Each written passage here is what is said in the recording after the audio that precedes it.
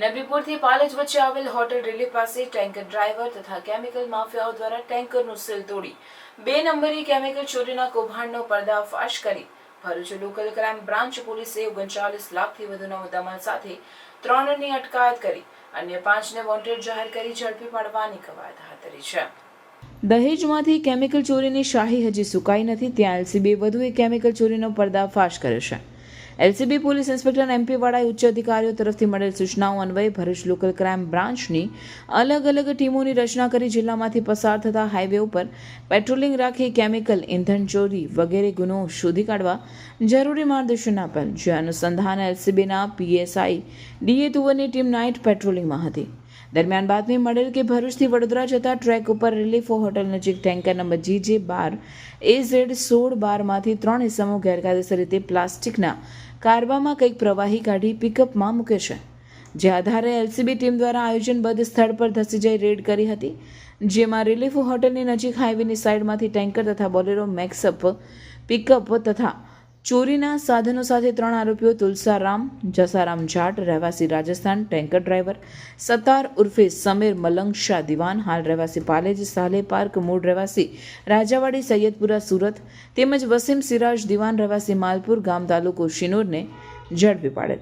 આ ઝડપાયેલ આરોપીઓની પૂછપરછ હાથ ધરતા જણાયેલ કે હજીરા અદાણી પોર્ટમાંથી સ્ટાયરેન કેમિકલ ભરી વડોદરા નંદેસરી જીઆરડીસીમાં ખાલી કરવા જતું હતું અને ડ્રાઈવર દ્વારા નંદેસરી પહોંચે તે પહેલાં કેમિકલ માફિયાઓનો સંપર્ક કરી ટેન્કરનું સીલ તોડી કેમિકલ ચોરી પ્લાસ્ટિકના કારબાઓ ભરી એક કારબો 1500માં વેચતા હોવાનું માલુમ પડેલ.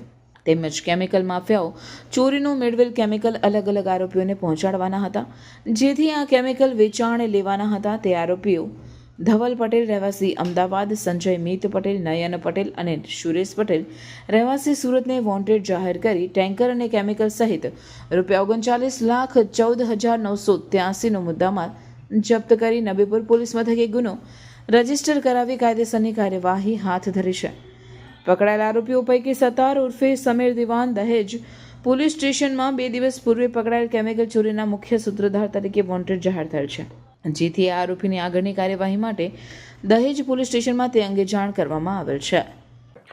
કંકોત્રીનું થઈ ગયું, મંડપનું પણ થઈ ગયું, હલ્દીનું થઈ ગયું, સંગીતની ઇવેન્ટનું પણ થઈ ગયું, કેટરિંગનું થઈ ગયું, ઓલમોસ્ટ બધું ડન છે. હવે બાકી રહ્યું છે તો લાણી. પણ મમ્મીની સ્પેશિયલ ડિમાન્ડ છે કે લાણી તો સ્ટીલની જ હોવી જોઈએ. સ્ટીલના વાસણ બે તો ફાટી જાય છે. અરે ટેન્શન કેમ લે છે? નર્મદા ઇન્ડસ્ટ્રીઝ છે ને, જ્યાં અનબ્રેકેબલ અને સ્ટાન્ડર્ડ ક્વોલિટીના સ્ટીલના વાસણ મળી જશે.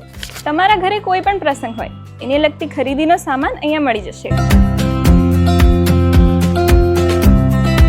કન્યાદાનનો સામાન, ડિનર સેટ, કાસાના વાસણ, પૂજાપાનો સામાન બધું જ હોલસેલ ભાવે મળી જશે.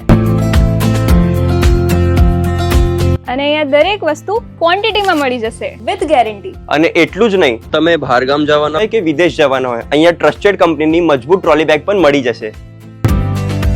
અને હા, ટ્રાયપ્લાય વાસણો, ઇલેક્ટ્રિક ઇન્ડક્શનના 3 લેયર વાળા તમામ વાસણો બહારગામ લઈ જવા અને મોકલવા માટે પણ મળી જશે.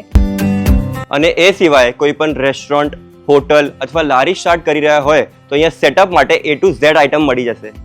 તો વર્ષોથી જૂના અને જાણીતા સ્ટીલના વાસણો માટે એક જ નામ, જે છે નર્મદા ઇન્ડસ્ટ્રીઝ. નર્મદા ઇન્ડસ્ટ્રીઝનું ઇન હાઉસ પ્રોડક્શન હોવાના કારણે બધી જ વસ્તુ હોલસેલ ભાવમાં મળી જશે. અને અમે તો અમારી શોપિંગ કરી લીધી છે, તો તમે પણ આજે જ મુલાકાત લો Narmada industries. C1 2425 2679 GIDC near Narmadanagar, Bharuch.